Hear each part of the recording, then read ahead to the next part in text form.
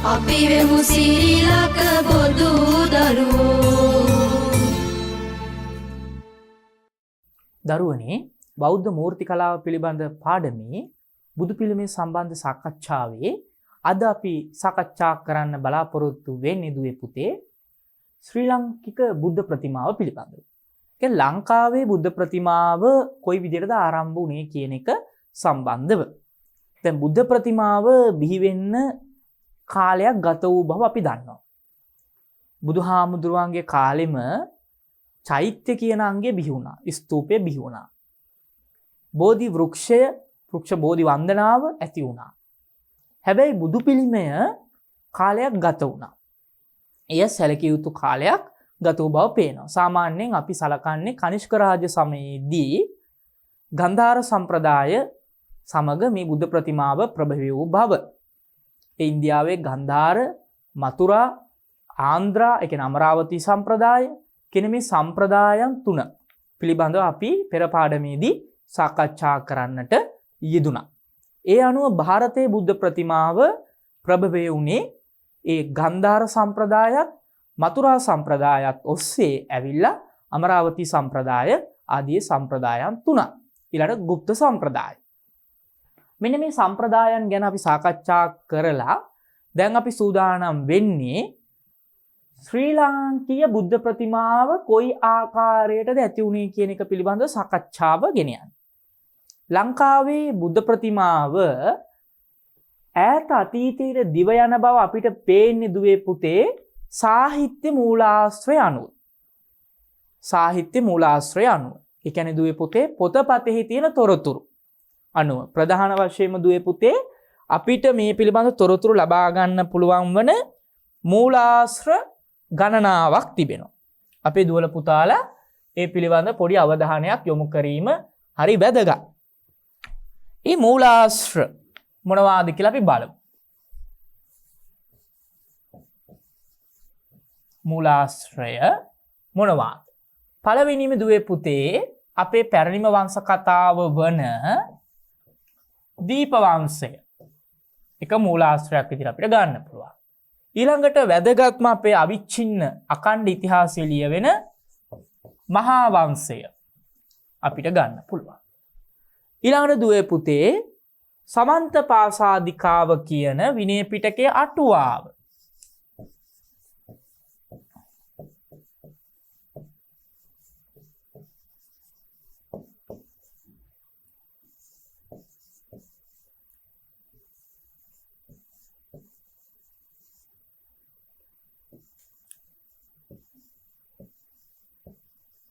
විනය පිටක අට කතාව එහි බාහිර නිදාන වන්නනා කියලා කොටසක් තියෙනවා.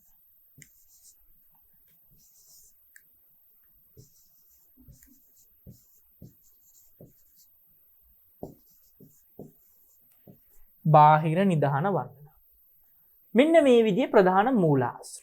ඊට අමතරව තවත් වෙනත් අටුවා පොත්වල තියෙනවා.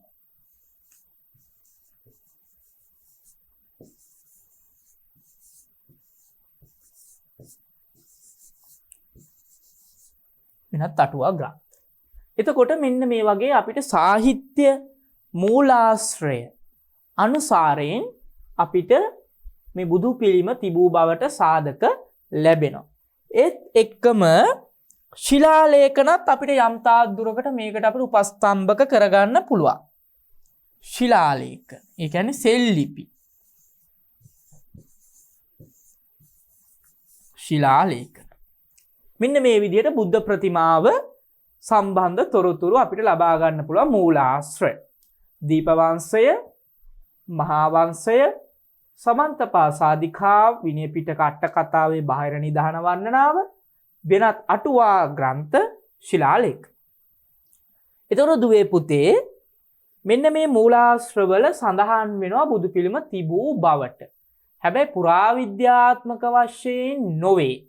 ඒවා අපිට ලැබෙන්නේ සාහිත්‍ය තොරතුරු විදිහට. ඒ කියන්නේ බුදු පිළිම අපිට පුරාවිද්‍යාත්මකව හම්බ වෙන්නේ නැහැ මේ කියන කාලයට අදාළ.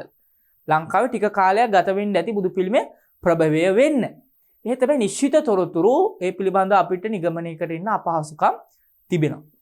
තවත් සමහර උගතුන් දක්වලා තියෙනවා දුවේ පුතේ මහාචාර්ය සිරි ගුණසිංහ වගේ විද්වතුන් බුද්ධ ප්‍රතිමාව ලංකාවේ තමයි පළවෙනිම ප්‍රභවය උනේ කියන කාරණේ. මොකද බුද්ධ ප්‍රතිමාව ප්‍රභවය වීම සඳහා ඒ අවශ්‍ය කරන ලක්ෂණ ලංකාවේ තිබූ බවට එතුමා දක්වලා තිබෙනවා.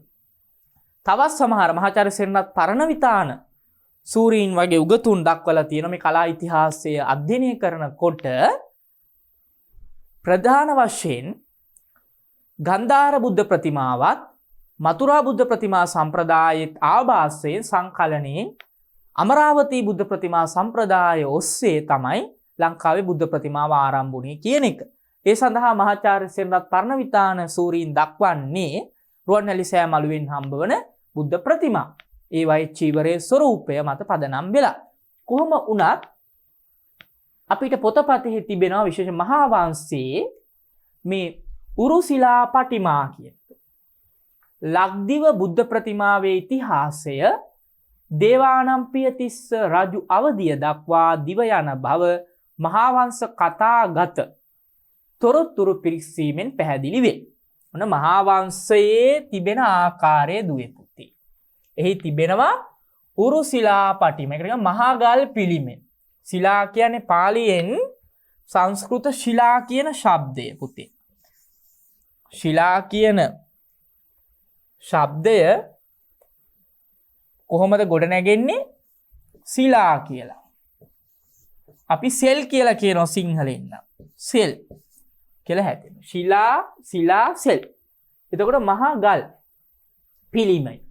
එතකොට දේවානම්පියතිස්ස රජුරුවන්ගේ කාලේ තමයි අපේ දුවල පුතාලා දන්නවනේ මිහිඳු මහරහතන් වහන්සේ ලක්දිවට වැඩම කරන්නේ.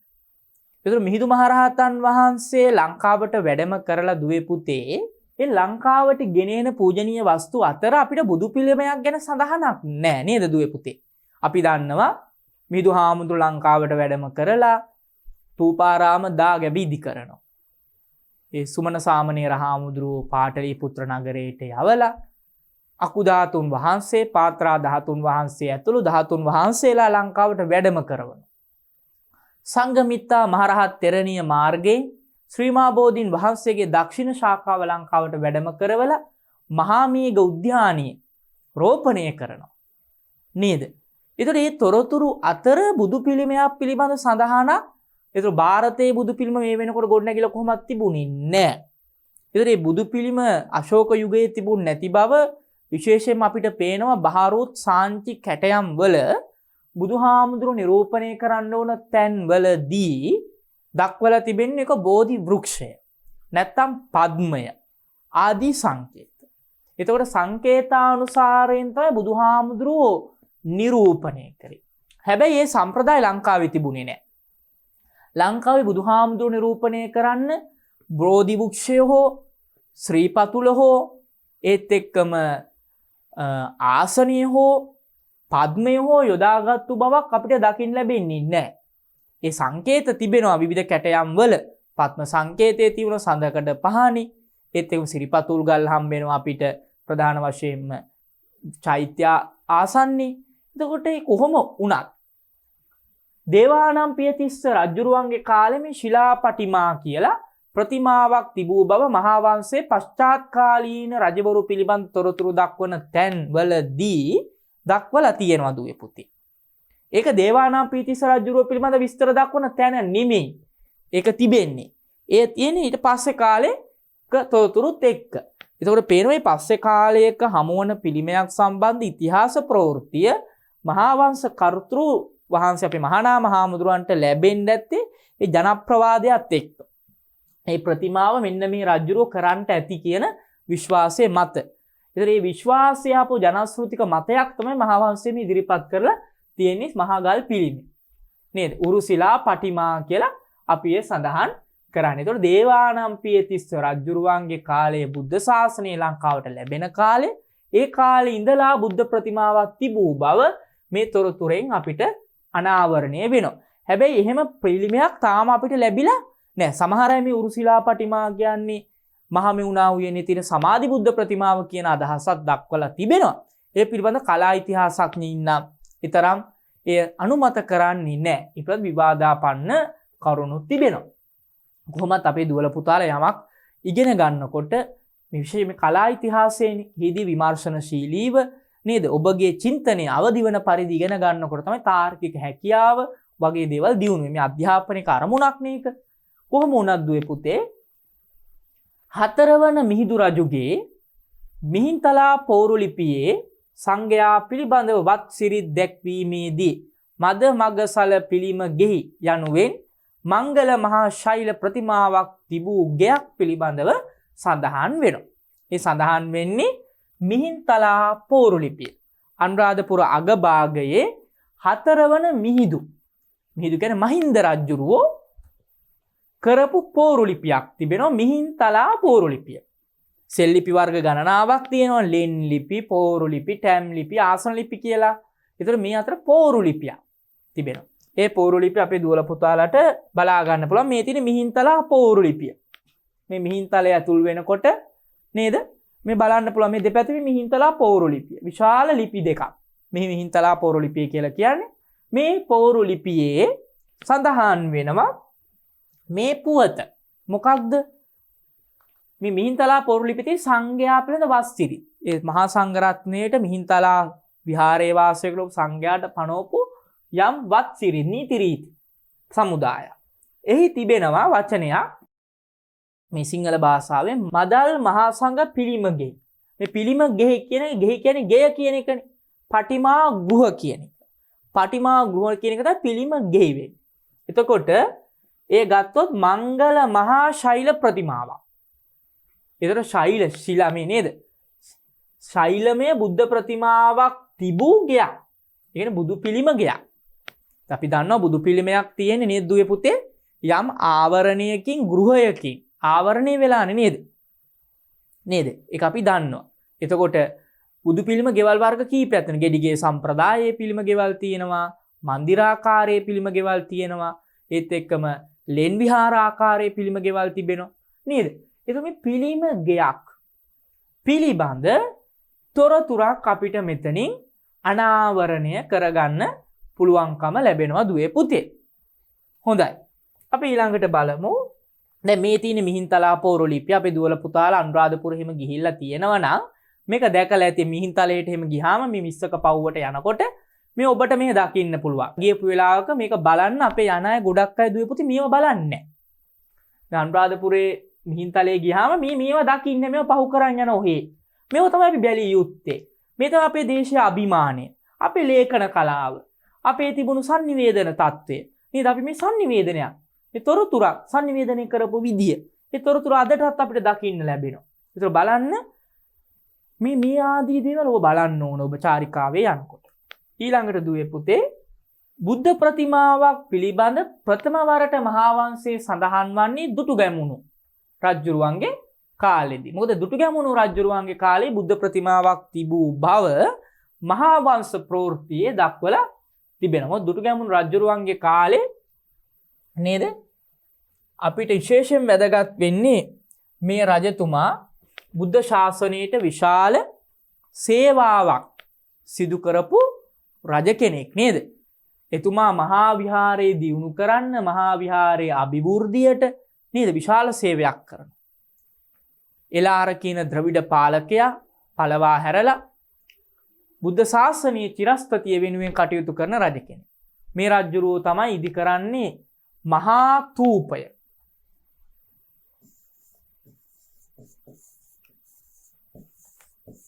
මොකද දුවේ පුතේ මහා තූපය කියලා කියන්නේ? රුවන්වැලි මහා සෑයට. මහා තූපය කියන්නේ ඒක විශාලම දාගැබ. ඒ වෙනකොට ලංකාවේ ඉදි වෙන. ඒතර මේ මහා තූපයේ බුදුහාමුදුරන්ගේ වැඩිම ධාතු ප්‍රමාණය.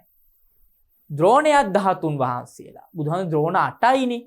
ඉන් එකක්. ද්‍රෝණයක් 13 වහන්සේලා වැඩ ඉන්න ස්තූපයක්. ඒතර මේ ධාතු චෛත්‍යයේ ධාතු නිධානෝත්සවයේදී බුද්ධ ප්‍රතිමාවක් හා බෝධි වෘක්ෂයක් නිර්මාණය කළ පූජා කරා කියලා මේ මහා වංශයේ සඳහන් වෙනවා. මහා වංශයේ පළවෙනි කොටස ගත්තොත් දුවේ පුතේ මහා නාම හාමුදුරුවෝ ලියවෙන පොතනේ. මොකද මහා වංශය අද වෙනකන් ලියවෙන අඛණ්ඩ ලිඛිත ඉතිහාසයක් තියෙන පොතක්නේ නේද? අපේ චූල වංශය කියලා කියන්නේ මහා වංශයේ දෙවෙනි කොටසේ පොළොන්නරු යුගයේ වගේ ලියවෙන නේද? පොළොන්නරු යුගයේ ආදී තොරතුරු තියෙන නේද? ඒක මහා වංශය අඛණ්ඩව ලියවෙන පොතක්. ඒතර මහා වංශය පළවෙනි කොටස තමයි පළවෙනි පරිච්ඡේදයේ ඉඳලා 37 වෙනි පරිච්ඡේදයේ 52 වෙනි ගාථාව දක්වා. පරිච්ඡේද 37යි. 37 වෙනි පරිච්ඡේදයේ 52 වෙනි ගාථාව දක්වා. කොටස තමයි මහා නා මහමුදුරෝ ලියන මහා වංශය. ඒ මහා වංශයේ පරිච්ඡේද 11ක්ම වෙන වෙන දුටුගැමුණු මහ රජුරුව පිළිබඳ පරිච්ඡේද 11ක් බලන්න විශාල ප්‍රමාණයක් දුටුගැමුණු රජුරුව ගැන තොරතුරු අනාවරණය කරන්න තමයි මහා වංශය වෙන් වෙලා තිබෙන්නේ. දුටුගැමුණු රජුරුව කොච්චර විශේෂ චරිතයක්. ඒකිනුත් පරිච්ඡේද විශාල ප්‍රමාණයක් වෙන් වෙලා තියෙන වැඩි ප්‍රමාණයක් මහා තූපය නිර්මාණය පිළිබඳ තොරතුරු දක්වන්න. මහා තූප කතාව ඉදිරිපත් කරන්න. අන්‍ය අවස්ථාවේ දක්වලා තිබෙන මේ බුද්ධ ප්‍රතිමාව පිළිබඳ. ඊළඟට ක්‍රිස්තු පූර්ව යුගයේ ලක්දිව බුද්ධ ප්‍රතිමා තිබූ බවට පාලි අට කතාවලින්ද යම් පිටු බලයක් ලබාගත හැකි වේ.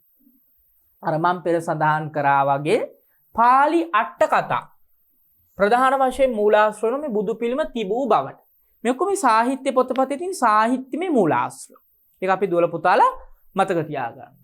ක්‍රිස්තු පූර්ව යුගයේ ලක්දිව බුද්ධ ප්‍රතිමා තිබූ බවට අටුවාවල සඳහන් වෙන පාලි අට කතාවල තොරතුරු තිබෙනවා.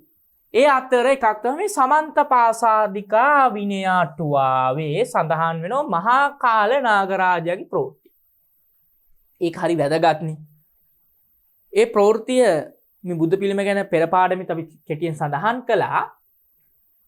ධර්මාශෝක අධිරාජ්‍යයා පාටලිපුත්‍ර නගරයේ අධිරාජ්‍ය තත්ත්වයේ ඉන්නකොට මේ මහා කාල නාගරාජයා මේ භද්‍ර කල්පයේ පහළ වුණු සතර බුදුරජාණන් වහන්සේලාම දැකලා තිබුණු නාගරාජයෙක්. දීර්ඝ කාලයක් ජීවත් වෙනවා. ඒ කියන්නේ කකුසඳ, කෝණාගම, කාශ්‍යප, ගෞතම අපේ බුදුහාමුදුරුවෝ දක්වා. ඒ සතර බුදුරජාණන් වහන්සේලාම දැකලා තිබුණා. මහා කාල නාගරාජයා අපේ බුදුහාමුදුරන්ගේ රුව මවලා පෙන්වනවා අශෝක රජුරවන්ට. අශෝක රජුරවන්ට. ඒතර අශෝක රජුරු සතියක් ඒ බුද්ධ රූපයට පූජා උපහාර පැවැත්වුවා කියලා අපේ අට කතාවේ බාහිර නිදාන වර්ණනාව. සමන්තපාසාදිකා බාහිර නිදාන වර්ණනාවේ සඳහන් වෙනවා ඒ තොරතුරු. ඒ සමහරුකුතු බුද්ධ ප්‍රතිමාවක් වෙන්න ඇති කියන අදහස ඉදිරිපත් කරලා තිබෙනවා. හැබැයි කොහොමත් ಭಾರತයේ බුද්ධ ප්‍රතිමා දුවේ පුතේ අශෝක යුගය වෙනකොට ඉදි වෙලා තිබුණ බවට පුරාවිද්‍යාත්මක බුදු පිළිම ලැබෙන්නේ නැහැ. ඒ ඊට පොඩ්ඩක් මෙහයි හම්බෙන්නේ අපිට අශෝක කනිෂ්ක රජුරුවන්ගේ කාලේ වෙනකොට. ඒ කෙසේ වුවත් මේ තොරතුර වැදගත් වෙනවා. ඒත් එක්කම දුවේ පුතේ අටුවාවල බුද්ධ ප්‍රතිමාවට එතරම් තැනක් නොලැබුණු බව පේන්න තියෙනවා. අටුවා ලියන්නේ දුවේ පුතේ ක්‍රිස්තු වර්ෂ 5 වන සියවස වගේ වෙන කාලෙදී. ඒකට මූලාශ්‍ර කරගන්නේ සිංහල අටුවා, හෙළටුවා. ඒතර හෙළටුවා වල තිබුණු කතා ප්‍රවෘත්ති සහ ඒ සම්ප්‍රදාය පාලි අටුවා වලට මූලාශ්‍රය වුණා දුවේ පුතේ. එතකොට මේ පාලි අටුවා පොතපත ප්‍රධාන වශයෙන් ලියවෙන කාලේ වෙනකොට අපි දන්නවා ධාතු චෛත්‍ය ඉදි වෙලා තිබුණා. තූපාරාම දාගැබ ඉදි වෙන්නේ කොයි කාලෙද දුවේ පුතේ? දේවානම්පියතිස්ස රජුරුවන්ගේ කාලේ නේද? ඒතර මේ දේවානම්පියතිස්ස රජුරුවන්ගේ කාලේ ඉඳලා මේ ධාතු චෛත්‍ය ඉදි වෙලා තිබුණා. ඒ ධාතු චෛත්‍ය වුණා වගේම බෝධීන් වහන්සේලා ත්‍රෝපණය වෙලා තිබුණා. මොකද ශ්‍රී මහා බෝධිය සංගමිත්තා මහරහත් තෙරණිය ගෙනෙන්නේ ඒත් දේවානම්පියතිස්ස රජුරුවන්ගේ කාලේ. ඒ ශ්‍රී මහා බෝධියනොත් අෂ්ටඵල රූප බෝධි, දෙතිස් ඵල රූප බෝධි, තවත් ශාකාමය බෝධීන් වහන්සේලා ලංකාවේ විවිධ ප්‍රදේශවලට, පළාත්වලට ව්‍යාප්ත වෙන බව අපේ පොතපතෙහි තිබෙනවා නේද දුවේ පුතේ? එතකොට අටුවාවල දක්වලා තිබෙනවා ධාතු චෛත්‍යයකට යම් හානියක් වෙනවා නම් බෝධි වෘක්ෂයක උනත් අත්තක් කැපුවට ඒ ගැටලුවක් නැහැ කියලා. හැබැයි ඒක සර්වඥ ධාතු තියෙන චෛත්‍යයක් වෙන්න ඕනේ. එතකොට බෝධීන් වහන්සේට වඩා ප්‍රමුඛත්වයක් ධාතු චෛත්‍යයට ලැබුණා. අපි දන්නෝනේ ත්‍රිවිධ චෛත්‍ය අතර පළවෙනිම තැන මොකද්ද? ශාරීරික චෛත්‍ය. ඒ තමයි බුදුරජාණන් වහන්සේගේ ධාතු තැන්පත් කරලා තිබෙනවා නම් ඒ ශාරීරික චෛත්‍ය. මොකද බුදුරජාණන් ශාරීරික කොටස් මේ සර්වඥ ධාතුන් වහන්සේලා. ඒ කාලේ සම්ප්‍රදායක් තිබිලා තිබෙනවා බුදු පිළිමවල ශාරීරික ධාතු තැන්පත් කරනවා. එතකොට අපි සම්ප්‍රදායේ අපි ඉගෙන ගන්න දුවේ පුතේ චෛත්‍ය ශාරීරික, බෝධිය පාරිභෝගික, බුදු පිළිම උද්දේශික කියලානේ. හැබැයි බුද්ධ ප්‍රතිමාවේ ශාරීරික ධාතුන් වහන්සේලා තැන්පත් කරලා තිබෙනවා නම් ඒ බුද්ධ ප්‍රතිමාවත් ශාරීරික චෛත්‍ය ගණයට අයත් වෙනවා. ඒක ශාරීරික චෛත්‍ය තමයි ප්‍රධාන උනේ මුල. පාරිභෝගික චෛත්‍ය දෙවෙනි මට්ටම. උද්දේශික චෛත්‍ය තුන්වෙනි මට්ටම. එතකොට පළමු මට්ටමේ ශාරීරික චෛත්‍යයට හානි වෙනවා නම් පාරිභෝගික බෝධියකින් එය එතනින් ඒ බෝවත්ත ඉවත් කිරීම ගැටලුවක් වෙන්නේ නැහැ කියන එක අට කතා සම්ප්‍රදායේ තිබෙන කාරණය. ඒත් එක්කම ධාතුන් වහන්සේලා වැඩ ඉන්න බුද්ධ ප්‍රතිමා දානවලට වැඩම කරොබ් බව සඳහන් වෙනවා. අද අපි දානවලට ධාතු කණ්ඩු අරගෙන යනවා වගේ. කොහොම වුණත් ඒ කාරණා මතක තබා ගන්න ඕන. ඊළඟට දුවේ පුතේ සීහල වත්තුවේ පුස්සදේව තෙරුන්ගේ කතා වස්තුවේ සඳහන් මාරයා විසින් මවන ලද බුද්ධ රූපයේද මහා කාලගේ බුද්ධ රූපයට බෙහෙවින් සමානයි කියලා සඳහන් වෙනවා. මේ සීහල වත්තුව කියලා කියන්නේ දුවේ පුතේ අනුරාධපුර යුගයේ අපේ රටේ ඓතිහාසික වශයෙන් සිදු වූ මහරහතන් වහන්සේලා හා සම්බන්ධ කතා ප්‍රවෘත්ති බණ කතා ඇතුළත් පොතක් තමයි සීහල වත්තු. තව එකක් තියෙනවා දුවේ පුතේ සහස්ස වත්තු. මේ පොත් දෙකම දුවේ පුතේ පාලි මූලාස්. පාලියෙන් ලියවිච්ච පොතපත. පාලි ගද්‍ය. පාලි කතා. පාලි බණ කතා. පාලි බණ කතා සාහිත්‍ය කියලා හැවුවොත් සීහල වත්තුවයි සහස්ස වත්තුව අපිට දක්වන්න පුළුවන් රසවාහිනී කියලා පොතකුත් තියෙනවා. ඒ කතාවේ තියෙනවා දුවේ පුතේ පුස්සදේව තෙරුන්ගේ කතාව. අන්න එහි තිබෙනවා මේ මාරයා විසින් මවන ලද බුද්ධ රූපයක් ගැන මහා කාලගේ බුද්ධ රූපය සහ සමාන වුණා කියන එක. ඒතර මෙන්න මේ කාරණා තුන අපි විශේෂයෙන් මතක තබා ගන්න ඕන. එක බුද්ධ ප්‍රතිමාවක් පිළිබඳ ප්‍රථම වරට මහා වංශයේ සඳහන් වෙන්නේ දුටුගැමුණු රජුරුවන්ගේ කාලේ. ක්‍රිස්තු පූර්ව යුගයේ ලක්දිව බුද්ධ ප්‍රතිමාව තිබූ බවට පාලි අටුවා වලින්ද යම් පිටුබලයක් අපිට ලබා ගන්න පුළුවන්. ඒ සමන්ත පාසාදිකාවේ සඳහන් මහා කාලගේ ප්‍රවෘත්තිය මෙහිලා වැදගත් වෙනවා. සීහල වත්තුවේ පුස්සදේව තෙරුන්ගේ කතා වස්තුවේ සඳහන් මාරයා විසින් මවන ලද බුද්ධ රූපයද මහා කාලගේ බුද්ධ රූපයට බේවින් සමාන වෙනවා. ඊළඟට බුද්ධ පරිනිර්වාණයට නොබෝ කලකින්ම බෞද්ධ සමාජයේ පැන නැගුණු ආචාර විද්‍යාත්මක, මනෝ විද්‍යාත්මක, සමාජ විද්‍යාත්මක කරුණු මත බුදුරුවක් නිර්මාණය කරලීමේ අවශ්‍යතාවය පැනනි. හරි වැදගත් කාරණයක්. බුද්ධ පරිනිර්වාණ නොබෝ කලකින්ම බෞද්ධ සමාජයේ පැන නැගුණු ආචාර විද්‍යා, මනෝ විද්‍යාත්මක, සමාජ විද්‍යාත්මක කරුණු මත බුදු රූපේ නිර්මාණය කිරීමේ අවශ්‍යතාවය පැන නැගුණා කියලා අපිට ඔප්පු කරන්න පුළුවන්. හේතුව මොකද? බුදුහාමුදුරුව පිරිනුවම් පෑවයින් පස්සේ අරිහත්ත්වයට පත් වූ කෙලෙස් සහිත පෘථග්ජන අය තුල ඇති වුණා අශාස්ත්‍රුක ශාසනයක් පිළිබඳ අදහස. අපේ දැන් ශාස්ත්‍රුන් වහන්සේ පිරිනුවම් පෑවා. බුදුහාමුදුරුව ශාස්ත්‍රුන් වහන්සේ විදිහට ඊළඟට පණවන්නේ දීඝනිකායේ මහා පරිනිබ්බාන සූත්‍රයේ දුවේ පුතේ අපි දන්නවා ධර්මය හා විනය. ධර්මය හා විනය. ඒතර මේ ධර්මය හා විනය පැනෙව්වත් මේ ශාස්ත්‍රුන් වහන්සේ කෙනෙක් තොරවීම. ශාස්ත්‍රුන් වහන්සේ නොමැතිකම. ඒ රූපකායික වශයෙන් දකින්න නොලැබීම ගැටලුවක් වුණා පෘථග්ජනයිට. ශාස්ත්‍රුන් වහන්සේ මොන වගේද? උන්වහන්සේගේ හැඩරුව කොහොමද? උන්වහන්සේගේ බල පරාක්‍රමය කොහොමද? උන්වහන්සේගේ ප්‍රඥාව කොහොමද? උන්වහන්සේගේ කරුණාව මොන වගේද? මෙන්න මේ කාරණා පිළිබඳ ගැටලු ඇති වුණා. ඒ දේවල් වලදී මේ අශාස්ත්‍රුක ශාසනය නැවත ස්ථාපනය කිරීමේ වැදගත්කම ඇති වුණා. ඒ පිළිබඳ මහාචාර්ය ඩීජේ කළුපහන මැතිතුමා ඒක දක්වලා තිබුණ විශේෂයෙන් මෙතුමාගේ පර්යේෂණ නිබන්ධනවලදී මේ අශාස්ත්‍රික ශාසනය පිළිබඳ කාරණේ. එතකොට මේ ශාස්ත්‍රූන් වහන්සේගේ අඩුව, ඒ ශාස්ත්‍රූන් වහන්සේගේ රූපකාය දකින්න නොලැබීම නිසා ඒ මිනිස්සු තුළ ඇති වුණ ආචාර විදි මනෝවිද්‍යාත්මක පෙළඹීමක් බුදුහාමුදුරුවන්ගේ රූපය නිර්මාණය කරන්න. ඒ බුද්ධකාය කොයි වගේද කියලා නිර්මාණය කරන්න. ඒ පිළිබඳ තොරතුරු ධර්මය ඇතුලේ තිබුණා. සූත්‍ර ඇතුලේ තිබුණා. ත්‍රිපිටකයේ තිබුණා. බුදුහාමුදුරන්ගේ ස්වરૂපය නේද?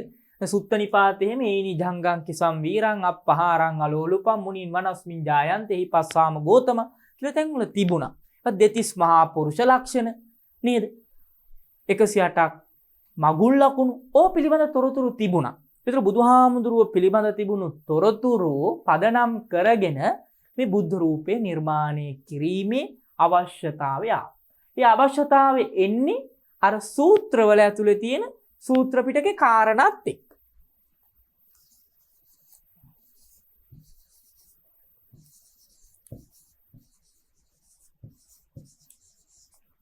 සූත්‍ර පිටකයේ ඇතුළත් කාරණාත් එක්ක තමයි අවශ්‍යතාවය පැන නැගුණේ. ආන්නේ අනුව ඒ සමාජ විද්‍යාත්මක පදනමකුත් තිබුණා. සමාජයක් විදිහට මේ බුද්ධ ශාසනයේ පැවැත්ම, ශාසන ස්ථාවරත්වය. එතකොට මිනිස්සු තුළ පළවෙනියෙන්ම බුදුහාමුදුරු දැකීම තුලින් ශ්‍රද්ධාව ඇති උනේ ගොඩක් අයට. ඒතකොට මේ බුදුහාමුදුරන් ප්‍රතිමාවක් තුලින් බුදුහාමුදුරගේ අදහසක් ලබා ගන්න. උන්වහන්සේ කොයි වගේද කියන එක පිළිබඳ. ඒකට අවශ්‍යතාවය මතු උනා. ඊළඟට දුවේ පුතේ සමන්තපාසාදිකාවේන විස්තරයට අනුව පණ්ඩිත මනුෂ්‍යයන් මහා සංඝයාට දානයක් දෙන අවස්ථාවේ ධාතු සහිත පිළිමයක් හෝ කරඬුවක් වඩා හිඳුවා පළමු කොට ඒට ආහාර පිදූ බව සඳහන් වෙනවා. ඔන්න අට කතා යුගයේ මේ සිද්ධ වෙන වැදගත් සිද්ධියක්. අද වර්තමානයේ පවා මහා සංඝරත්නයේ විසේ සාංගික දානයක් පූජා කරනකොට අපේ දුවල පුතාලගේ ගෙවල් වල මේ සාංගික දානේ පූජා කරලා ඇති. ඒ වගේම පන්සලේ දහම් පාසලේ ඔබ සාංගික දාන පූජා කරනවා. ඒ පූජා කරනකොට දුවේ පුතේ දැකලා තිබෙනවා හාමුදුරුවරු වඩින්න කලින් ඊට පෙර සදාතුක කරඬුව වැඩම කරනවා. ධාතු කරඬුව වැඩම කරනවා. ඊටාම ගෞරවයෙන් නේද? හිසට පිරුවටයක් එළලා ධාතු කරඬුව තියලා මුතු කුඩ පාවඩ එළලා ජීවමාන බුදුහාමුදුරුව තමන්ගේ නිවසට වඩිනවා කියන අදහස හිතේ තබා ගනිමින් තමයි ඒ පින්කම කරන්නේ. එතකොට ඒ අවස්ථාවේදී වඩම කරනවා මේ ධාතු කරඬුවක්. ඒ සිරිත අනුරාධපුර යුගයේ දක්වා දිව ගිහිල්ලා තියෙනවා. ඒක අද ඊයේ පටන් ගත්ත චාරිත්‍රයක් නොවේ. ඒ චාරිත්‍රය සමන්තපාසාදිකා විනය අටුවාවේ සඳහන් වෙනවා. ඒ අනුරාධපුර යුගයේ තිබූ බව. මොකද බුද්ධඝෝෂ හාමුදුරුවෝ මේ සමන්තපාසාදිකා විනය අටුවාව ලියන්නේ ක්‍රිස්තු වර්ෂ 5 වන සියවසේ. 5 වන සියවසේ මේ අටුවාව ලියද්දී ඒ යුගය වෙනකොට මේ චාරිත්‍ර ධර්මයේ ගොඩනැගිලා තිබුණා. ඒ අනුව අද නම් සදාතුක කරඬුවක් විතරයි. එදා එහෙම නොවේ. බුද්ධ ප්‍රතිමාවක් වෙන්නත් පුළුවන්. ධාතු සහිත බුද්ධ පිළිමයක් වෙන්නත් පුළුවන්. ඒතර බලන්න පිළිමද අදහස ක්‍රිස්තු වර්ෂ 5 වෙනකොට ලංකාවේ ඇති වෙලා. ඒ සදාතුක පිළිමයක්. ධාතුන් වහන්සේලා සහිත පිළිමයක්. අද පන්සලෙන් ධාතු කරඬුව වඩම්මනවා මිසක් ප්‍රතිමාවක් වැඩම කිරීම සිද්ධ වෙන්නේ නැහැ. හැබැයි ඒ චාරිත්‍රය අනුරාධපුරයේ මුල් භාගයේ තිබිලා තිබෙනවා. ඒතර ඒකත් බුද්ධ ප්‍රතිමාවක් පිළිබඳ තොරතුරක් නේද? හොඳයි. ඊළඟ කාරණේ බලන්න. මනෝරත පූර්ණී හා වෙනත් අටුවාවල දැක්වෙන පරිදි යම් හේකින් බෝ අත්තක් කැපීම යුක්ති සහගත වන්නේ එයට අවසර ඇත්තේ ඉන් සධාතුක ස්තූපයකට හෝ සධාතුක ප්‍රතිමාවකට බාධාවක් වන්නේ නම් පමණයි. අනේ කාරණේ හරි වැදගත්. මේ මනෝරත පූර්ණී අටුවාවේ දක්වලා තියෙනවා බෝ අත්තක් කපනවා නම් ඒ බෝධින් වහන්සේගේ අත්ත කැපිය යුත්තේ ඒ යුක්ති සහගත වන්නේ. ඒ නිවැරදි වන්නේ ඒකට අවසරය තියෙන්නේ කොහොමද? සධාතුක ස්තූපයකට. සධාතු කියන්නේ බුදුහාමරේ ධාතු සහිත වෙන්න ඕන. ධාතු රහිත ස්තූපයක් වෙන්න බෑ දුවේ පුතේ. සර්වඥ ධාතු තියෙන්නත් ඕන. හෝ සධාතුක ප්‍රතිමාවකට ඔන්න ධාතු සහිත ප්‍රතිමාවකට එය බාධාවක් වෙනවා නම් පමණයි. ඒ බෝවත්ත ගිහිලා බෝ කොළ වැටලා ඒ බෝධිය හෝ චෛත්‍ය හෝ පිළිමය අපිරිසිදු වෙනවා නම් නේද? ඒ බෝවත්ත කඩාගෙන වැටිලා හානි වෙන්න පුළුවන් නම් නේද? ඒ බෝ මුල් ගිහිල්ලා විනාශ වෙන්න පුළුවන් ආදී හේතු මත ඒ බෝවත්ත කපන්න අවසරයේ තියෙන්නේ මෙන්න මේ කාරණා දෙකමත්. දැන් අද වුණත් බෝධින් වහන්සේ නමකගේ අත්තක් කපද්දී හරි පිළිවෙලක් තියෙනවා. ඒක හිතාම නේද වත් පිළිවෙත් කරලා හරි බයයි. කවුරුත් බාරගන්නේ අපි දන්නවා මාර්ග ඉදි කරනකොට බෝධින් වහන්සේලා මාර්ගයේ තිබුණා මේ වැඳුම් පිදුම් නොකරන බෝධියක් වුණා. මිනිස්සු කපන්න බිය වෙනවා. ඒ මාර්ගය ඉදි කරන්නේ බෝධින් වහන්සේ මැදි කරලා. එහෙම තියෙනද බෝධින් වහන්සේ සම්බන්ධ ඒ වගේ ගෞරවයක් අදත් වර්තමානයේ තිබෙනවා. ඒ බිය මුසු වෙච්ච ගෞරවයක් ඒතන ගොඩ නැගිලා තිබෙන්නේ. කොහොම වුණත් මේ සම්ප්‍රදාය අතීතේ ඉඳලම තිබිලා තියෙනවා. මනෝරත පූරණී අටුවාවේ දැක්වෙන පරිදි මේ බෝධින් වහන්සේගේ අත්තක් කැපීම යුක්ති සහගත වන්නේ ඒට අවසරය හම්බෙන්නේ එහි සධාතුක ස්තූපයක් නම් සධාතුක ප්‍රතිමාවක් නම් ඒට බාධා වෙන්නේ නම් පමණයි. ඒතර මෙතන මේ ප්‍රවෘත්ති අපිට වැදගත් වෙන්නේ මේ සධාතුක ප්‍රතිමා. අන්න බුද්ධ ප්‍රතිමාවක් තිබුණු බවට සාධකයක් අටුවාවේ තියෙනවා. මොන අටුවාවේද? මනෝරත පූර්ණී අටුවා. මනෝරත පූර්ණී අටුවාවේ සඳහන් වෙන තොරතුරක්. ඊළඟට අපි බලමු. අට කතාවල හා මහාවංශයේ ආගමික ක්‍රියාවලදී බුද්ධ ප්‍රතිමාවට විශේෂ තැනක් හිමි නොවීමට ප්‍රධාන කරුණු දෙකක් මුල් වූයේ යයි ඇතැම් විචාරකයින්ගේ මතයයි.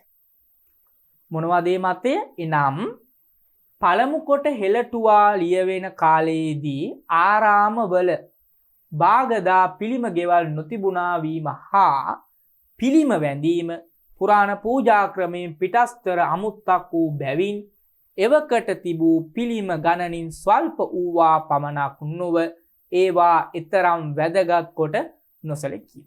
මේ දක්වලා තියෙන්නේ මේ කාරණේ විචාරක අදහසක්. මේ අටුවාවල අට කතාවල හා මහාවංශයේ ආගමික ක්‍රියාවලදී බුද්ධ ප්‍රතිමා විශේෂ තැනක් ලබා දීලා නැහැ. ඒ අපිට පොතපත පරීක්ෂා කරනකොට පේන්න තියෙන එක මුල් කාලය අනුරාධපුර යුගයට සමකාලීන. ඒකට කරුණු දෙකක් විචාරකයෝ දක්වලා තිබෙනවා. එකක් තමයි හෙළටුවා ලියවෙන කාලේ. මොකද මේ පාලි අටුවාවලට දුවේ පුතේ මූලාශ්‍ර වෙන්නේ මොනවද? හෙළටුවා නේද? හෙළ අට කතා තමයි මූලාශ්‍ර වෙන්නේ මේ පාලි අටුවාවලට. ඒකට හෙළටුවා තුනක් තිබුණානේ. මහා අට කතා, පච්චරිය අට කතා, කුරුන්දි අට කතා කියලා. ඒතර මේ හෙළටුවා පොතපතට මූලාශ්‍රය වුණ අට කතා. මේ හෙළටුවා මූලාශ්‍රය තමයි මේ පාලි අටුවාවට මූලාශ්‍රය වෙන්නේ.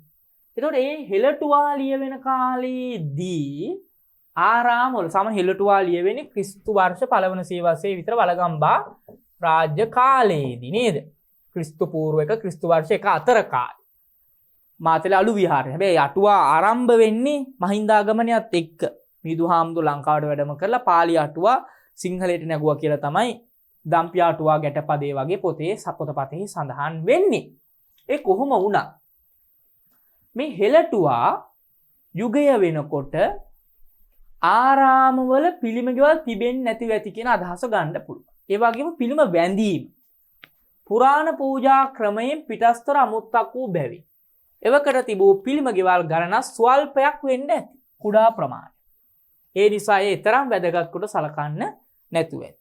ඔය අටුවා කතාවල දුවේ පුතේ ප්‍රධාන වශයෙන් චෛත්‍ය වන්දනාවේ ගිය බව පේන. වන්දනා ගමන් වල බිෂුන් වහන්සේලා ගිහිලා තියෙනවනේ. වන්දනා ගමන් වල. ඒ අතර චෛත්‍ය වන්දනාව, බෝධි වන්දනාව වගේ දේවල් ගැන තමයි තොරතුරු තියෙන්නේ. එතකොට චෛත්‍ය වඳින්න ගියපුවා සහ බෝධින් වහන්සේලා වඳින්න ගියපු අවස්ථා පිළිබඳ තොරතුරු තමයි ප්‍රධාන වශයෙන් ඒ පොතපතෙහි තිබෙන්නේ.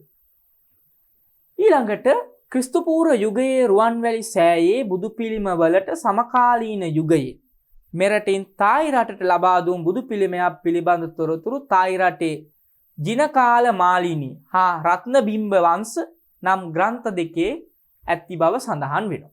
මේ තායි පොතපතේ තියෙනවා දුවේ පුතේ. මේ ප්‍රවෘත්ති ලංකාවේ පොතපතේ නෙමෙයි තියෙන්නේ. තායි මූලාශ්‍ර දෙකක් වෙන ජිනකාල මාලිනී රත්න බිම්බ වර්ණනා. රත්න බිම්බ වංශ. රත්න බිම්බ. රත්න කියන්නේ මැණික්නේ. බිම්බ කියන්නේ බිම්බය, ප්‍රතිබිම්බය නේද? අපි තිබුණේ කෝසල බිම්බ වර්ණනා.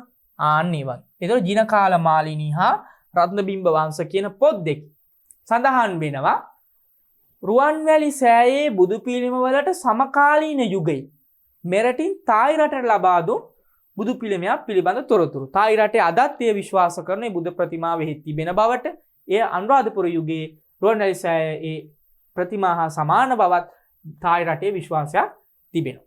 එතකොට දුවේ පුතේ මෙන්න මේ තොරතුරු දෙක අපි විශේෂයෙන් මතක තබා ගන්න ඕන තොරතුරු දෙකක්.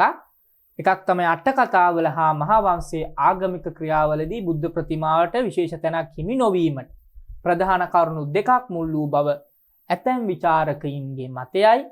එනම් පළමු කොට හෙළටුවා ලියවෙන කාලයේදී ආරාමවල බාගදා පිළිම ගෙවල් නොතිබුණා වීම හා පිළිම වැඳීම පුරාණ පූජා ක්‍රමෙන් පිටස්තර අමුත්තක් වූ බැවින් එවකට තිබූ පිළිම ගණනින් ස්වල්ප වූවා පමණක් නොව ඒවා එතරම් වැදගත් කොට නොසැලකීමයි. ඒ වගේම ක්‍රිස්තු පූර්ව යුගයේ රුවන්වැලි සෑයේ බුදු පිළිම වලට සමකාලීන යුගයේ මෙරට තායි රට ලබා දුන් බුදු පිළිමයක් පිළිබඳ තොරතුරු තායි රටේ ජිනකාල මාලිනී හා රත්න බිම්බ වංශ නම් වූ ග්‍රන්ථ දෙකේ ඇති බව සඳහන් වෙනවා. මීළඟට වසභ රජතුමා ශ්‍රීමා බෝධි මළුවෙහි සතර බුදුවරුන්ගේ පිළිම හා ඒ සඳහා වූ පිළිම ගෙවල් කරවා ඇත කියන ප්‍රවෘත්තිය. මේත් මහා වංශයේ තිබෙනවා ශ්‍රීමා බෝධි මළුවේ වසභ රජුරුව. වසභ රජු හරි වැදගත්නේ. ලම්බකරන රාජවංශයේ ආරම්භක පාලකයා. අලුත් රාජවංශයක්. සබ රජුරුවන්ගෙන් පස්සේ වසභ රජ වෙන්නේ. වසභ රජුරුවෝ මහවැව් හදපු රජුරුවෝ නේද? ඒක මේ රජුරුවෝ ශ්‍රීමා බෝධි මළුවේ සතර බුදුවර රජාණන් වහන්සේලා. කවුද? කකුසඳ, කෝණාගම, කාශ්‍යප, ගෞතම කියන සතර බුදුරජාණන් වහන්සේ. මේ භද්‍ර කල්පයේ පහළ වුණු බුදුරජාණන් වහන්සේලා හතර නම. ඒ සඳහා පිළිම ගෙවල් කරවා තිබෙනවා. දැන් අද වුණත් ශ්‍රීමා බෝධිය වඳින්න ගියාම දුවේ පුතේ ඔබ දැකලා ඇති සතර දිසාවට ඒ බුදු පිළිම සහිත ඒ මල් පූජා කරන්න මල් ආසන හතරක් ඒ ගෘහයක් එක්ක ඉදි කරලා තිබෙනවා. ආන්නේ සම්ප්‍රදායේ ආරම්භය යන්නේ වසභ රජුරුවන්ගේ කාලෙට. එතුමා සතර බුදුරජාණන් වහන්සේලාගේ බුදු කුටි පිළිම ගෙවල් ඒ බෝධිය සතර දිග්භාගයට ඉදි කරපු බව ඒ සඳහන් වෙනවා. ඒක හරි වැදගත්. ඒතකොට ඒ කාලේ වෙනකොට බුදු පිළිම ඉදි වෙමින් ඉඳි ක්‍රිස්තු වර්ෂ ආරම්භයක අවධිය වෙනකොට. ඊළඟට දුවේ පුතේ වෝහාරික තිස්ස රජතුමා විසින් මහා බෝගෙහි නැගෙනහිර ලොහොරු රද දෙකක් කර වූ බව සඳහන් වෙනවා. ඒ කියන්නේ මහා බෝගේ කියලා කියන්නේ මහා බෝධි ගෘහය කියන. ඒ ශ්‍රීමා බෝධින් වහන්සේට ඉදි කරපු බෝධි ගෘහයේ නැගෙනහිර දොරටුව පැත්තට. මොකද දොරටු හතරක් තියෙනවනේ. උතුරු දොරටුව, දකුණු දොරටුව, නැගෙනහිර දොරටුව, බටහිර දොරටුව කියලා. මේ දොරටු හතරෙන් නැගෙනහිර දොරටුවේ ලොහොරු කියන්නේ ලෝහ වලින් කරන ලද බුද්ධ ප්‍රතිමා තිබූ දෙකක් කර වූ බව සඳහන් වෙනවා. ඒක හරි වැදගත් ප්‍රවෘත්තියක් වෙනවා මේ කාලයේ සම්බන්ධ. ඊළඟට දුවේ පුතේ ගෝඨාභය රජතුමා ශ්‍රීමා බෝධියේ දොරටු තුනක ගලින් කළ බුද්ධ රූප තුනක්ද දකුණු දොරටුවේ ආසනයක්ද තැබ්බ වීය කියලා මහා වංශයේ තියෙනවා. කවුද රජුරෝ? ගෝඨාභය රජතුමා. එතකොට ගෝඨාභය රජුරෝ ලංකා ඉතිහාසයේ හරි වැදගත් රජ කෙනෙක්. මේ ගෝඨාභය රජුරුවන්ගේ කාලේ ශ්‍රීමා බෝධියේ දොරටු තුනක ගලින් කළ බුද්ධ ප්‍රතිමා, ශෛලමය බුද්ධ ප්‍රතිමා.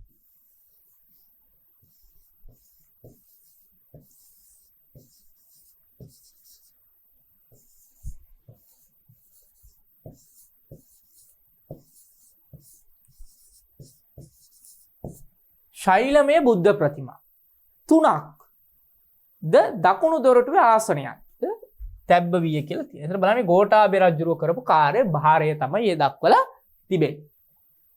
ඊළඟට දුවේ පුතේ විශේෂයෙන් ඉන්දියාව හා සසඳා බලන විට ලාංකික බුද්ධ ප්‍රතිමා ස්වාධීන හුදකලාව ඉදිරිපත් කිරීමට බොහෝ විට උත්සාහවත් විය.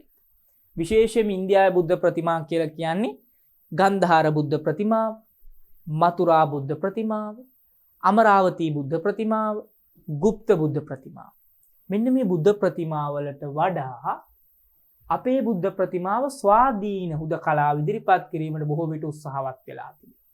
ඒ කියන්නේ ලංකාවේ බුද්ධ ප්‍රතිමාව ස්වාධීන ලක්ෂණත් එක්කොත්. ස්තූපය ඉන්දියාවේ ආభాසයෙන් ලංකාවේ ආරම්භ වුවත් ඒ ලක්දිවදී ස්වාධීන ලක්ෂණ පෙන්වනවා. සඳකඩ පහනත් ඉන්දියා ආభాසයේ තිබුණත් එහි ලක්දිවදී තමයි අලංකාරව සඳකඩ පහන නිර්මාණය වෙන්නේ. ඒ සෑම කලා නිර්මාණයකටම ආభాසයේ අපි ඉන්දියාවෙන් ಭಾರತ දේශයෙන් ලබා ගත්තා. එහි ස්වාධීන ලක්ෂණ නිරූපණය කරන්න සිංහල කලාකරුවා සමත් වෙලා තිබෙනවා. එතකොට මේ විශේෂයෙන්ම ඉන්දියාව එක බලන ලංකාවේ බුද්ධ ප්‍රතිමාව ස්වාධීන හුදකලා බව ඉදිරිපත් කරන්න උත්සාහවත් වෙලා තිබෙන බව අපිට පේනවා. එතකොට ඉන්දියාවේ ප්‍රතිමාවලට වඩා ලංකාවේ සමාධි බුද්ධ ප්‍රතිමාව එහෙම ගත්තොත් ඒ බුද්ධ ප්‍රතිමාව තුළ විශේෂයෙන්ම අපිට දකින්න පුළුවන් කමක් ලැබෙනවා. විශේෂයෙන් බුදුරජාණන් වහන්සේ ආධ්‍යාත්මික ගුණ මතු කළා. මහා කරුණාව,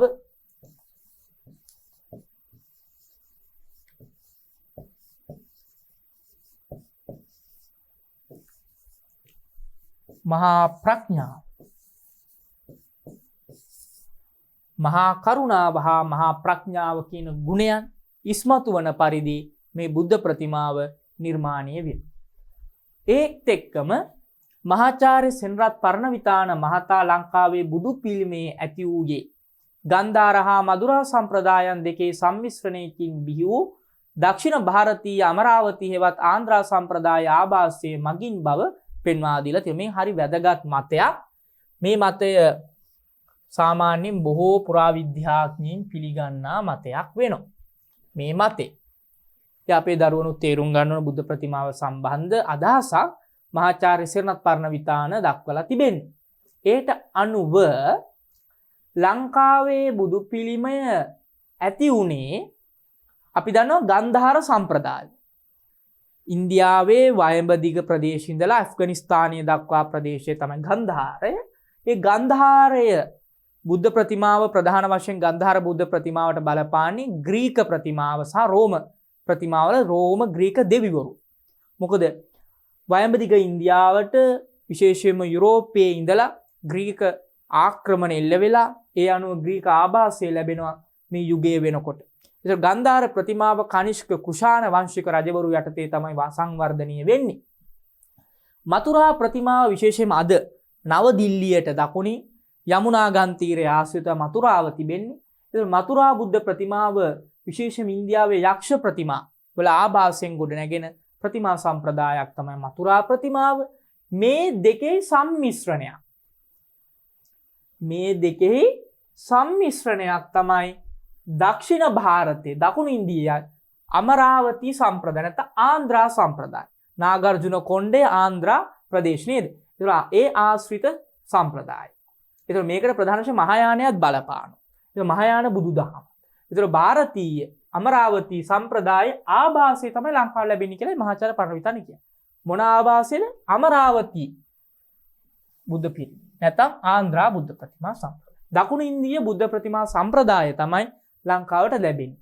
ඒ දකුණු ඉන්දිය බුද්ධ ප්‍රතිමා සම්ප්‍රදාය දියුණු වෙන්නේ ගන්ධාර හා මතුරා බුද්ධ ප්‍රතිමාව ආශ්‍රය කියන එකයි පෙන්වා දීලා තිබෙනේ. එතුමා ඒකට විශේෂ සාධක කීපයක් දක්වනවා. විශේෂයෙන්ම රුවන්වැලි සෑමලුවේ තියෙන හිටි පිළිම, ඒවයි චීවරය, පාරුපණය, ඒකාංශ පාරුපණය වගේ කාරණා, ඒ සිවුරේ රැලිවල ස්වරූපය ආදී දේවල්. ඊළඟට තව වැදගත් කාරණයක් තියෙනවා.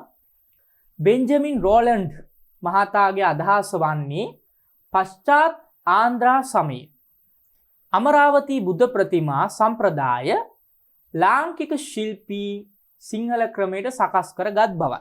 මහාචාර්ය සෙනරත් පරණවිතාන මහතාගේ අදහසෙම තව දිගුවක්. දැන් මේ අදහස දක්වන්න පුළුවන්. බෙන්ජමින් රෝලන්ඩ් මහතාගේ අදහස පශ්චාත් ආන්ධ්‍රා සමයේ ආන්ධ්‍රා බුද්ධ ප්‍රතිමාවේ පශ්චාත් කාලීන සමයේ මුල්ම අවධිය නොවේ දෙවන අර්ධය අමරාවතී බුද්ධ ප්‍රතිමා සම්ප්‍රදාය ලංකාවේ සිංහල ශිල්පීන්ට බලපාලා තියෙන ඒක සිංහල ක්‍රමයට අනුව සකස් කරගෙන. අන්න ඒකයි. අමරාවතී බුද්ධ ප්‍රතිමාවේ ආభాසය තිබෙනවා. ඒ ආభాසය සිංහල ක්‍රමයට අනුව ස්වාධීන ලක්ෂණ, සුවීය ලක්ෂණ.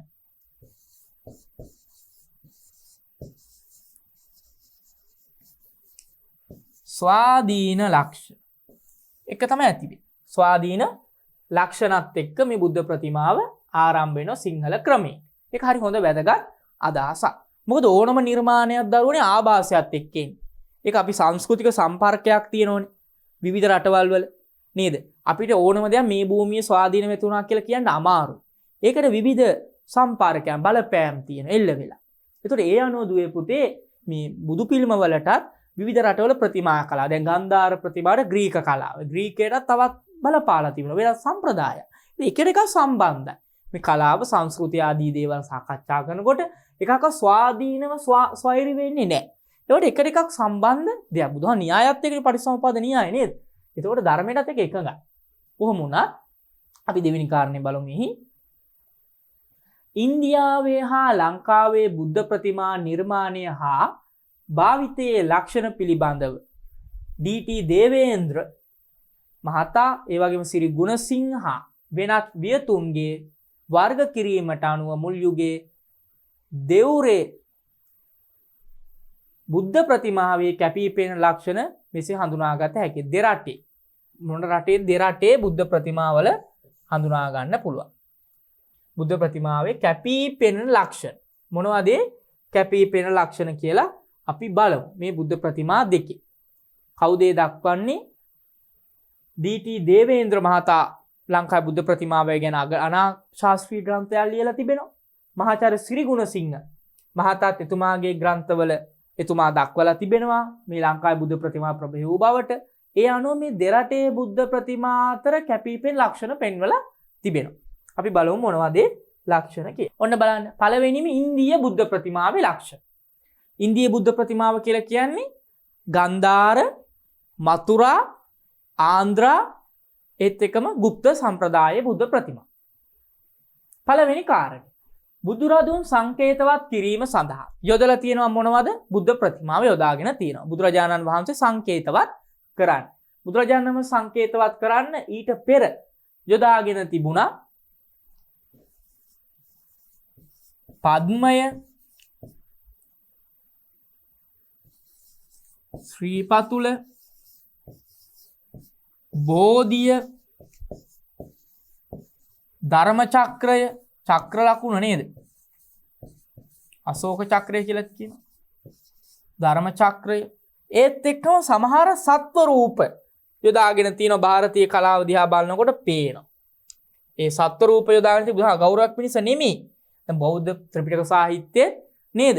වෘෂභ රාජ කියන බුදුහාමර. වෘෂභ රාජ කියලා කියන්නේ වෘෂභයාගේ ගුණයක් තියෙන සත්‍යයට ආවේනික ගුණ. සිංහයා ගත්තොත් තේජස්, සිංහයාගේ බල පරාක්‍රම නේද? නායකත්වය නේද? සීහෝ කියන බුදුන් නරසිංහ කියලානේ කියන්නේ නේද?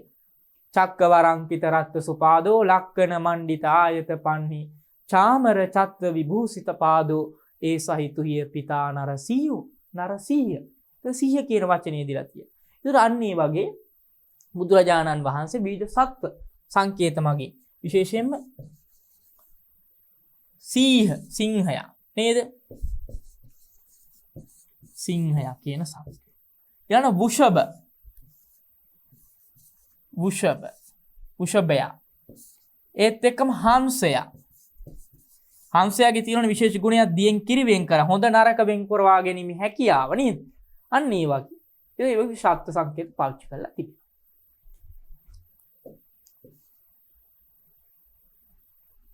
ඊළඟට කුඩා හෝ සාමාන්‍ය ප්‍රමාණයේ ප්‍රතිමා.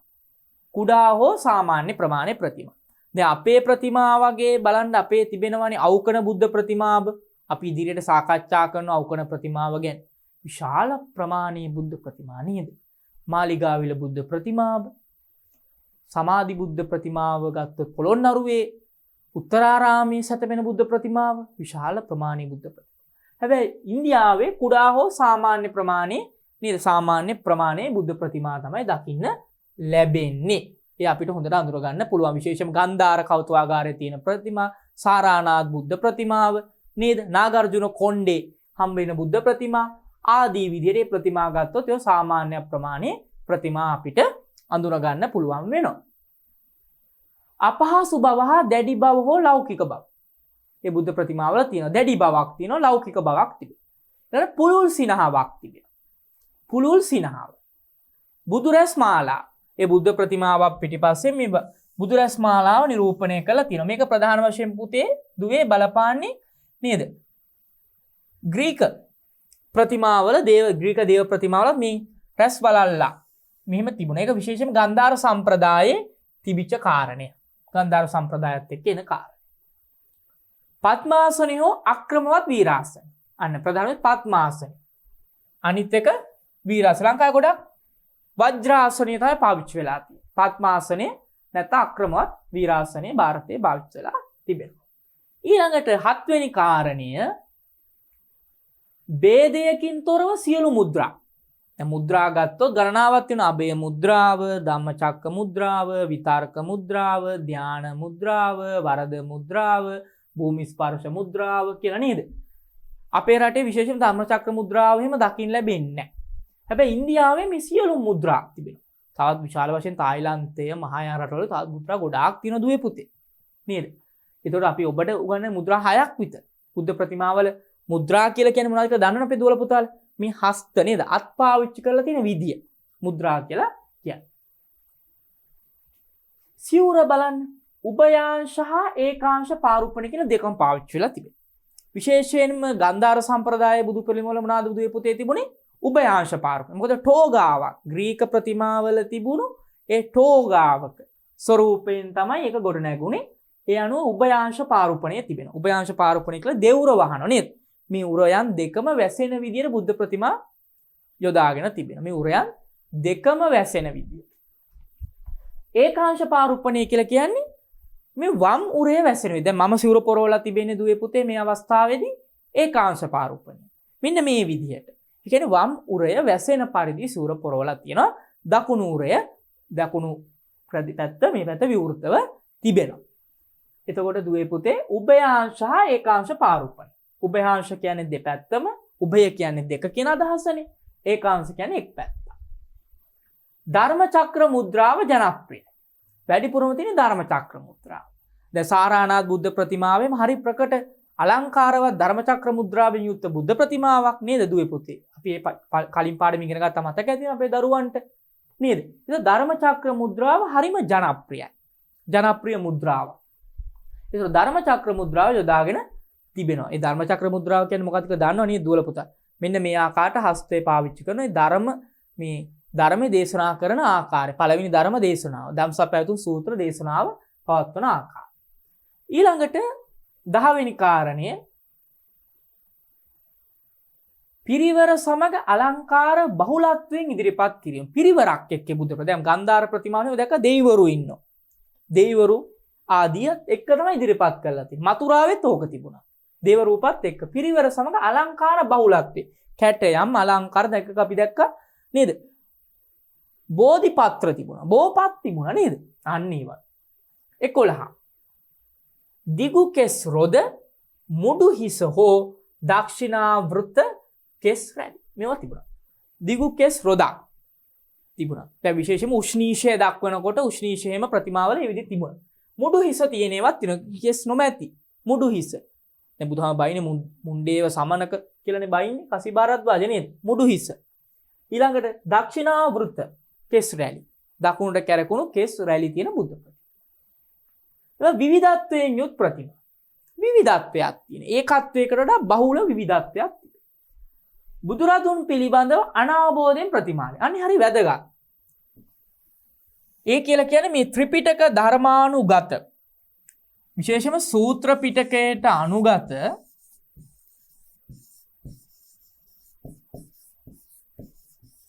මූලාශ්‍රය තරම් පරිහරණය කළා නැහැ. මූලාශ්‍රය තරම් පරිහරණය කළා නැහැ. ප්‍රතිමා නිර්මාණයේදී බුදුහාමුදුරුවෝ පිළිබඳ සූත්‍ර පිටකාගත ධර්මකාරණා පිළිබඳ ඒ බුද්ධ චරිතය පිළිබඳ පුළුල් අවබෝධයක් ඉන්දීය කලාකරුවට තිබුණ නැති බව පේන. ඒ හොඳම කලා අවබෝධය ලාංකීය කලාකරුවට තිබුණු බව පේන.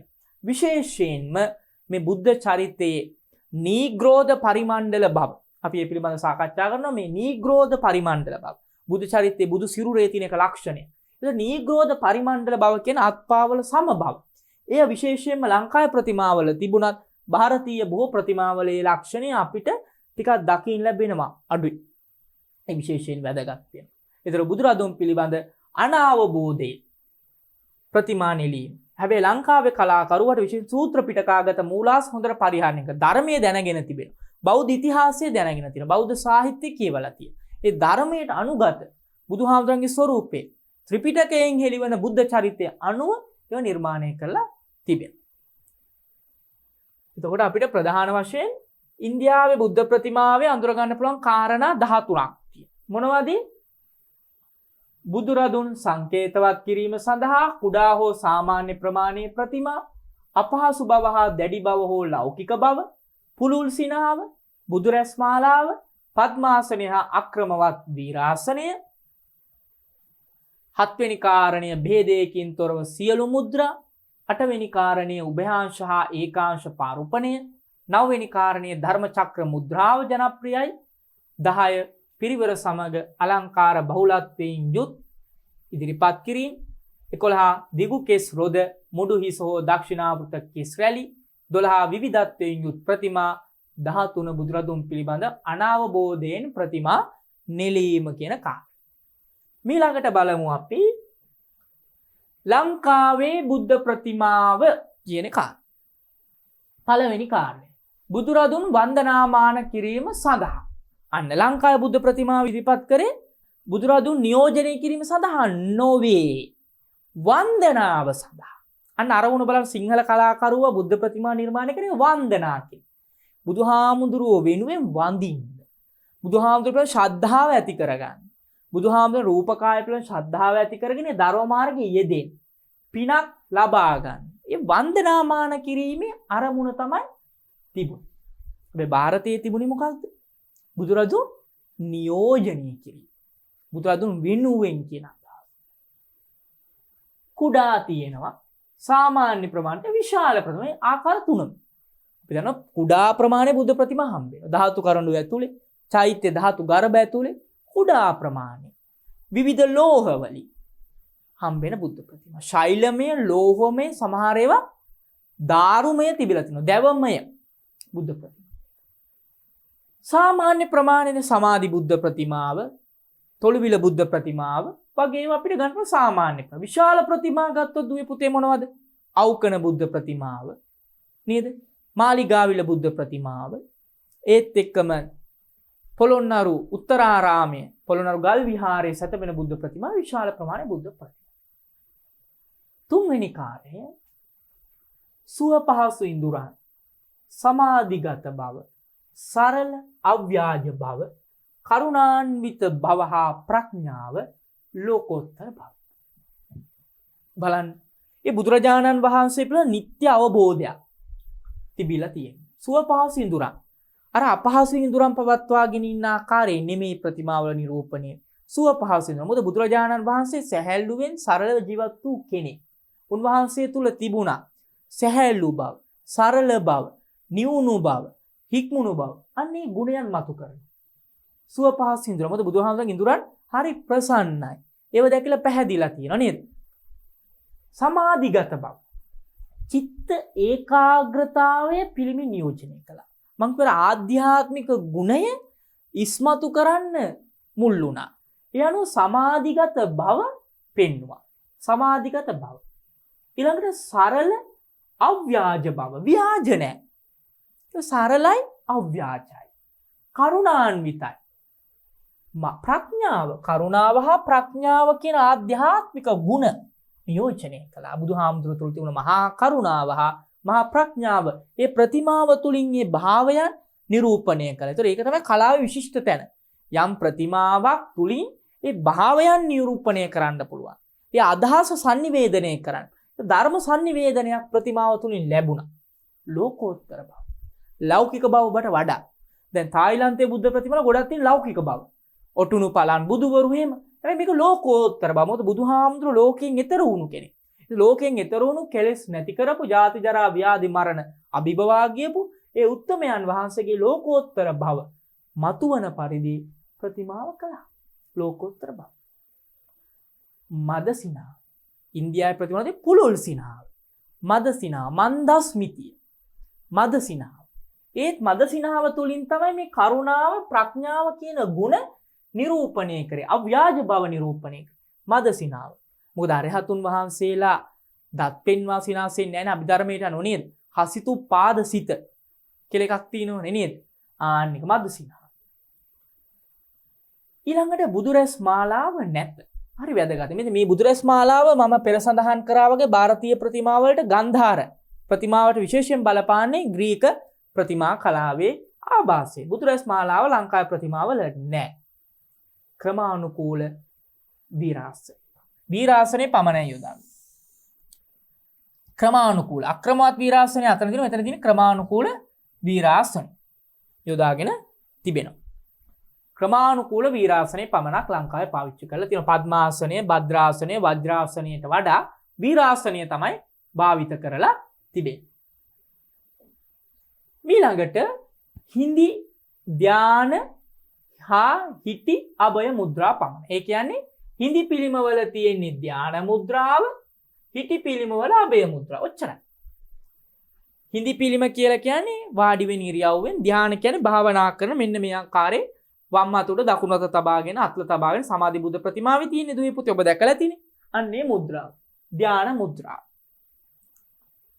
හිටි පිළිම කියන්නේ හිටි ඉරියව්වෙන් ඉන්න බුද්ධ ප්‍රතිමාව මේ අභය මුද්‍රාව. අත මෙන්න මෙහෙම. අභය මුද්‍රාව. ඒ ධර්ම චක්‍ර හෝ නේද භූමි ස්පර්ශෝ නේද ඊළඟට විතරක හෝ එහෙම නෙමෙයි අභය මුද්‍රාව. සරල බව. අභය මුද්‍රාව. දැන් අවකන බුද්ධ ප්‍රතිමාව අභය මුද්‍රාව. ඒ විදිහ ලංකාවේ බුද්ධ ප්‍රතිමාවල තිබුණේ ඒකාංශ පාරුපණය පමණයි. උභයාංශ පාරුපණය නොවේ. වම් මුරය වැසෙන පරිදි සිවුරු පෙරවීම ඒකාංශ පාරුපණය. මෙන්න මේ ආකාරයට සිවුරු පෙරවීම තමයි තිබුණේ. ඒකාංශ පාරුපණය. උභයාංශ පාරුපණය දෙකම තිබුණ ಭಾರತೀಯ ප්‍රතිමාවේ නේද? අපි දුරපත මතකයි. හින්දි සමාධි මුද්‍රා ජනප්‍රියයි. හින්දි ඉරියව්වේදී සමාධි මුද්‍රාව හරි ජනප්‍රියයි. මේක හරි ලස්සන. අපි ගෙදර බුදු පිළිමයක් තිබුණා මේ ඉරියව්වෙන්නේ තියෙන්නේ. අපේ දුවල පුතාලගේ ගෙවල් වල බුද්ධ ප්‍රතිමා අනිවාර්යෙන් තියෙනවනේ. නේද? හිටි පිළිම නෑ නේද? නැති තරම්මනේ. තියෙන්නේ මොනවද? හින්දි පිළිම සමාධි මුද්‍රායි බුද්ධ. හරි ජනප්‍රිය. අදටත් ලංකාවේ එහෙමයි. ලංකාවේ අදටත් ගෙවල් වල ගොඩක් තියෙන්නේ මේ හින්දි සමාධි මුද්‍රාවේ බුද්ධ ප්‍රතිමා. හුදකලාව අලංකාරයෙන් තොරව ඉදිරිපත් කිරීම. අර දෙවිවරු කිරිවරාගෙන ඒ අලංකාරවත් විදියට තොරන් ආදී දේවල් කැටයම් වලින් එහෙම නිරූපණයක් නැහැ. හුදකලායි අලංකාරයෙන් තොරයි. අර සරල ඡාම් භව අපේ ප්‍රතිමාවේ තිබුණා. දක්ෂිනාවෘත කෙස් රැලි පමණ. අපේ මුඩු හිස අපේ බුදු ප්‍රතිමාවල නැහැ. දක්ෂිනාවෘත කෙස් රැලි තිබුණා. මුඩු හිස නැහැ. නිශ්චිත ස්වરૂපයේ ප්‍රතිමා බුදුරදුන් පිළිබඳ අවබෝධයෙන් බුදු ගුණ ගැන සැලකිල්ලෙන් ප්‍රතිමා නෙරලා තියෙනවා. ඒ කියන්නේ ත්‍රිපිටකාගත ධර්මය පිළිබඳ අවබෝධය තිබුණා. සූත්‍ර පිළිබඳ අවබෝධය තිබුණා.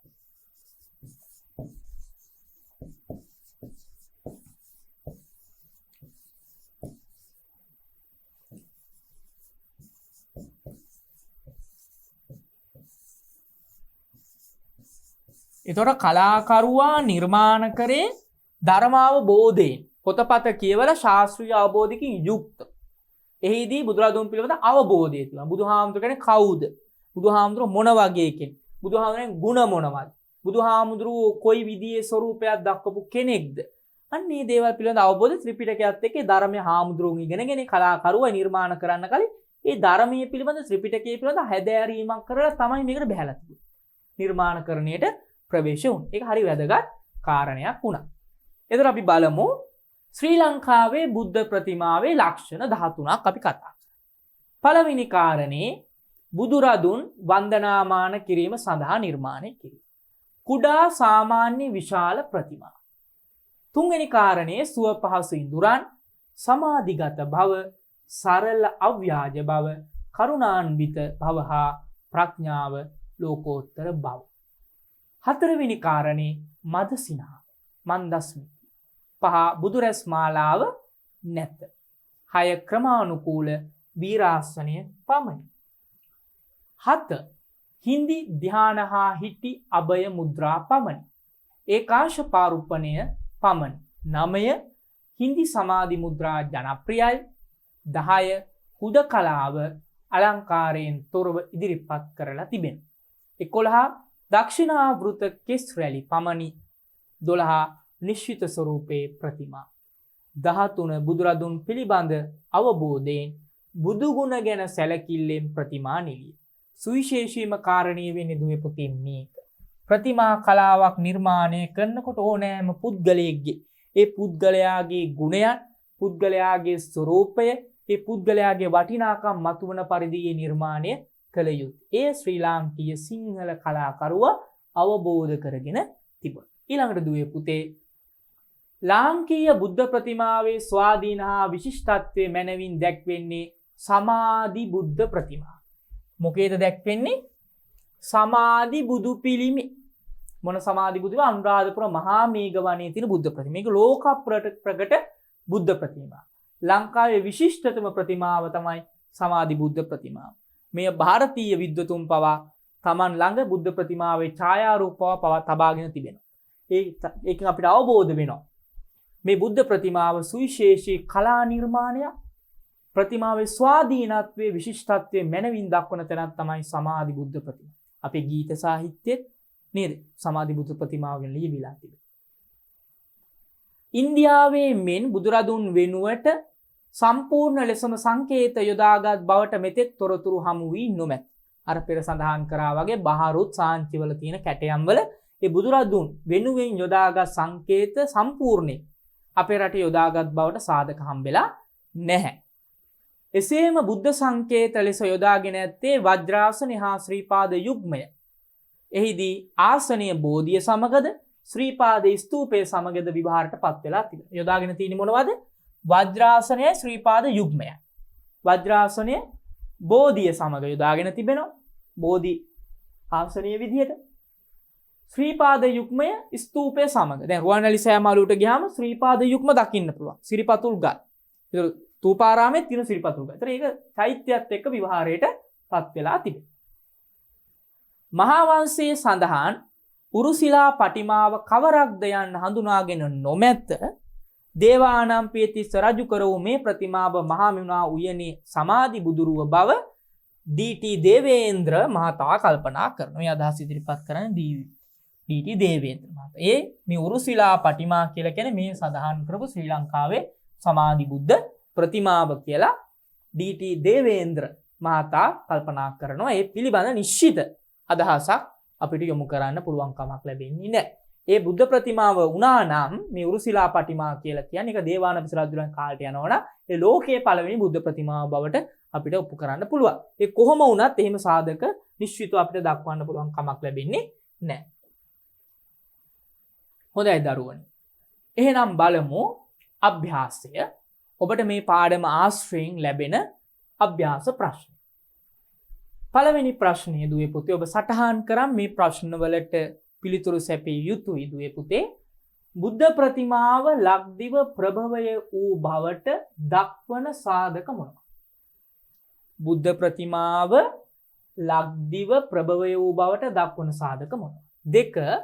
ඉන්දීය බුද්ධ ප්‍රතිමාව හා ශ්‍රී ලංකාවේ බුද්ධ ප්‍රතිමාව අතර සම විෂමතා පෙන්වා දෙන්න. 3 වෙනි ප්‍රශ්නය බුද්ධ ප්‍රතිමාව පිළිබඳව දැක්වෙන සාහිත්‍ය තොරතුරු විමර්ශනය කර. අපි පාඩමේ ප්‍රශ්න ප්‍රවේශ වෙමු. බුද්ධ ප්‍රතිමාව ලක්දිව ප්‍රභවය වූ බවට දක්වන සාධක මොනවා? ආන් මේක ලියනකොට ඔබ දුවේ පුතේ මහා වංශ තොරතුරු ටික ගන්න ඕන මෙතන. ලියනකොට සංවිධානගත වෙන්න ඕන පිළිතුර ඒ සාධක දක්වන මහා වංශයේ දේවානම්පියතිස්ස රාජ සමය දක්වා යන්න.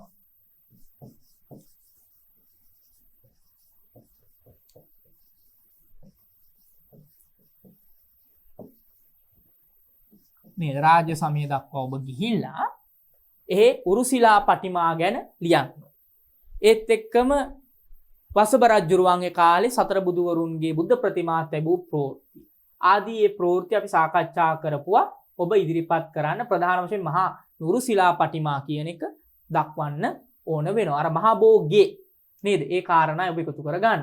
ඒ බුද්ධ ප්‍රතිමාව ලංකාවේ ප්‍රභූ බව දක්වන මහින්දාගමනය කියන පොඩි මහින්දාගමනයත් එක්ක මේ තිස්ස රජුරන් කාලේ මේක ඇති වූ බව දක්වලා තිබෙනවා. ඒ අදහස ලියන්න ඕන. ඒ කාරණා ටික මතු කරගන්න ඒ දක්වන සාධක විදියට. දෙවෙනි ප්‍රශ්නය ඉන්දියාවේ බුද්ධ ප්‍රතිමාවයි ලංකාවේ බුද්ධ ප්‍රතිමාව අතර සම විෂමතා පෙන්වා. එතකොට මේ ප්‍රශ්නේ පිළිතුරු ලියනකොට ඔබ මෙන්න මේ කාරණා ටික තමයි එකතු කරන්නේ.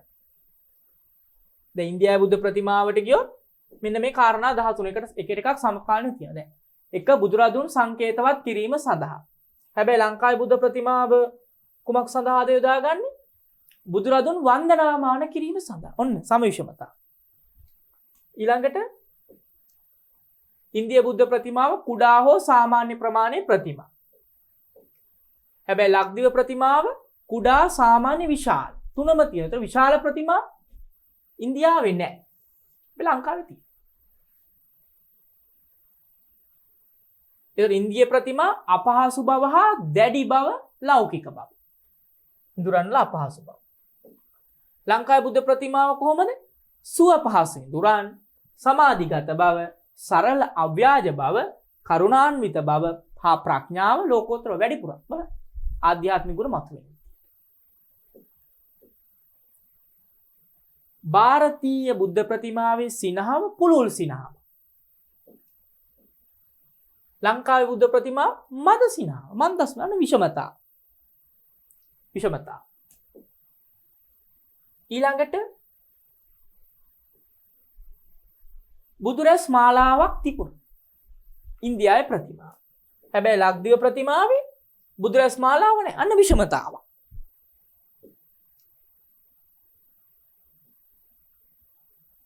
පద్මාසනය හා අක්‍රමවත් වීරාසනය. ලංකාවේ බුද්ධ ප්‍රතිමාවල ක්‍රමානුකූල වීරාසනය පන. වීරාසනයේ තියෙනවා. අර සමානතාව වීරාසනයේ තියෙනවා. අර වීරාසනය අක්‍රමවත්, මේ වීරාසනය ක්‍රමවත්. හැබැයි පద్මාසනය අපේ රටේ නැහැ. අන්න විෂමතාව. සමිෂමතා පෙන්වනවා. ඊළඟට ભેදයකින් තොරව සියලුම මුද්‍රා ඉන්දියාවේ ප්‍රතිමාවල තිබිලා තියෙනවා. ભેදයකින් තොරව සියලුම මුද්‍රා. හැබැයි ලංකාවේ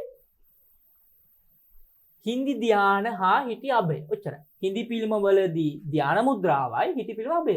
ධ්‍යාන මුද්‍රාවයි අභය මුද්‍රාව විතරයි. ඔන්න විෂමතාව. දැක්කද?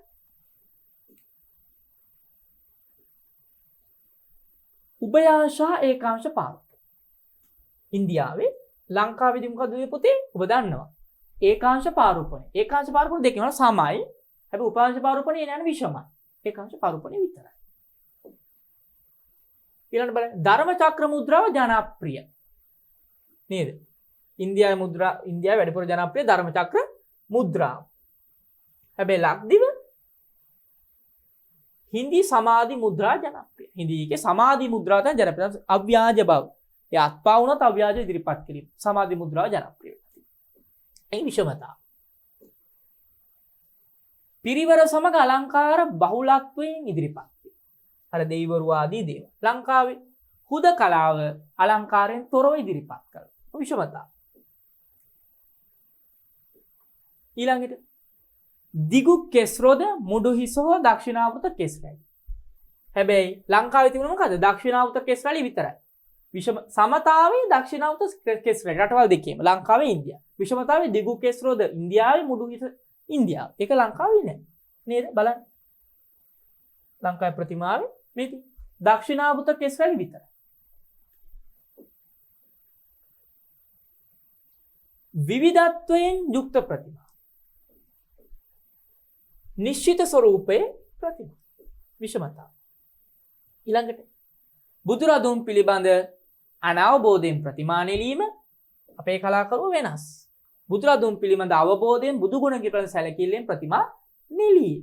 අන්න ඔය සම විෂමතා ඔබ ඉදිරිපත් කරන්න ඕන ඒ ප්‍රශ්නෙට පිළිතුරු ලියනකොට දෙවෙනි ප්‍රශ්නෙට ඉන්දීය බුද්ධ ප්‍රතිමා හා ශ්‍රී ලංකාවේ බුද්ධ ප්‍රතිමා අතර සම්විෂමතා පෙන්වා දෙන්න කියන සමවිෂමතා පෙන්වන්න ඕන. තුන්වෙනි ප්‍රශ්නේ. බුද්ධ ප්‍රතිමාව පිළිබඳ දැක්වෙන සාහිත්‍ය තොරතුරු විමර්ශනය කරන්න. ඒතකොට සාහිත්‍ය තොරතුරු විමර්ශනය කරන්න කිව්වහම ඔබ මෙන්න මේ තොරතුරු ටික ඔබ එකතු කරගන්න. අපි මේ පාඩමේදී සාකච්ඡා කරපු මෙන්න මෙතන ලක්දිව බුද්ධ ප්‍රතිමාවේ ඉතිහාසය දේවානම්පියතිස්ස රජු අවදියේ දක්වා දිව යන බව මහා වංශයේ තොරතුරු පිළිස්සීමෙන් පැහැදිලි. ඒක සාහිත්‍ය තොරතුර. ඔන්න සාහිත්‍ය තොරතුර. මේ තොරතුර ගන්න බෑ මේක පුරාවිද්‍යාත්මක සෙල් ලිපි වල තියෙන තොරතුර. ඊළඟට බුද්ධ ප්‍රතිමා පිළිබඳ පළවෙනිය සඳහන් වෙන දුටුගැමුණු රජුරන් කාලේ එකත් මහා වංශයේ තිබේ. ඊළඟ මේ දෙවෙනි ක්‍රිස්තු පූර්ව යුගයේ ලක්දිව බුද්ධ ප්‍රතිමාව තිබූ බවට පාළි අට කතාවලින්ද යම් යම් පිටු බලයක් ලබාගත හැකිය. සමන්ත පාසාදී සඳහන් මහා කාලගේ ප්‍රවෘත්තිය මෙහිලා වැදගත් වේ. તો මහා කාල කියලා කියන්නේ නේද? ඒක සමන්ත පාසාදික විනය අටුවාවේ තියෙන සාහිත්‍ය තොරතුරු. ඊළඟ මේක සාහිත්‍ය තොරතුරු. සිහලවත්තු කියන පොතක් නේ පාළි පොතක්. සිහලවත්තුවේ පුස්සදේව තෙරුන්ගේ කතාවස්තුවේ සඳහන් මාරයා විසින් මවන ලද බුද්ධ රූපයේද මහා කාලගේ බුද්ධ රූපයට බෙහෙවින් සමානයි කියන තොරතුරු. ඒක ගන්න පුළුවන්. ඊළඟට සමන්ත පාසාදිකා වෙන විස්තරයට අනුව පඬිත මිනිස්සුන් මහා සංඝයාට දානයක් දෙන අවස්ථාවේදී ධාතු සහිත පිළිමයක් හෝ කරඬුවක් වඩා හිඳුවා පළමු කොට ඒට ආහාර පිදූ බව සඳහන්. ඒතර ඒකත් සාහිත්‍ය තොරතුර. ඊළඟට බලන්න මනෝරතහා වෙනත් අටුවාවල දැක්වෙන පරිදි යම් හේකින් බෝවත්තක් කැපීම යුක්ති සහගත වන්නේ ඒට අවසර ඇත්තේ ඉන් සධාතුක ස්තූපයකට හෝ සධාතුක ප්‍රතිමාවකට බාධාවක් වන්නේ නම් පමණයි. ඒතර ඒකත් මොකද්ද? සාහිත්‍ය තොරතුරක්. ඊළඟට මේ කාරණේ ගන්න. ක්‍රිස්තු පූර්ව යුගයේ රුවන්වැලි සෑයේ බුදු පිළිම වලට සමකාලීන යුගයේ මෙරටින් තායි රටට ලබා දුන් බුදු පිළිමයක් පිළිබඳ තොරතුරු තායි රටේ සාහිත්‍ය. ඒක ගන්න පුළුවන්. ජිනකාල මාලිනී රත්නබිම්බ වංශ වගේ ග්‍රන්ථ. සාහිත්‍ය පොතපතක මේවත් ගන්න පුළුවන්. ಭಾರತೀಯ පමණක් ලංකාවේ පමණක් නොවේ. විදේශීය මූලාශ්‍රවලත් තිබේ. ඊළඟ වසබරත්තුමා ශ්‍රී මහා බෝධි මළුවේ සතර බුදුවරයන්ගේ පිළිමහ. ඒ සඳහා පිළිම ගෙවල් කරෝ බවත් මහා වංශයේ තියෙන. ඒක ගන්නත් පුළුවන්. වෝහාරතිස්ස රජතුමා විසින් මහා බෝගෙහි නැගෙනහිර ලොහෝදරද දෙකක් කරෝ බව සඳහන්. එක සාහිත්‍ය මූලාශ්‍ර. ගෝඨාභය රජතුමා ශ්‍රී මහා බෝධියේ දොරටු තුනක ගලින් කළ බුද්ධ රූප තුනක්ද දකුණු දොරටු ආසනයක් තැබූ බව මහා වංශයේ තියෙන. ඔක්කොම මහා වංශ තොරතුරු. මේ ඔක්කොම මහා වංශයේ. මහා වංශයේ සාහිත්‍ය මූලාශ්‍ර. ඊළඟට සාහිත්‍ය මූලාශ්‍රය ඒ ටික ගත්තම ප්‍රමාණ. ඒතකොට ඒ කාරණා ඔබ එකතු කරගන්න ඕන මේ කොයි ආකාරයකද මේ බුද්ධ ප්‍රතිමාව නිර්මාණය වුණේ කියන එක සම්බන්ධ. එහෙනම් දුවේ පුතේ අපි මේ පාඩමේ ඉදිරි කොටසේ හමු වෙමු. සබ්බදානං ධම්මදානං කිනාති. සියලු දානයන්ට වඩා ධර්ම දානය උතුම් වන්නේය යන උතුම් බුදු වදන පසක් කරමින් දහම් පාසල් අධ්‍යාපනය ලබන සුවහසක් දුවා දරුවන්ගේ දහම් ඇස විවර කරමින් සම්බුද්ධ ශාසනයේ චිරස්ථිතිය උදෙසා ධම්මික පෙරේරා ෆ්‍රැසිලා පෙරේරා පදනම මගින් සිදු කෙරෙන මහඟු සමාජ සත්කාරයයි ටීපී දහම් පාසල් අධ්‍යාපනය.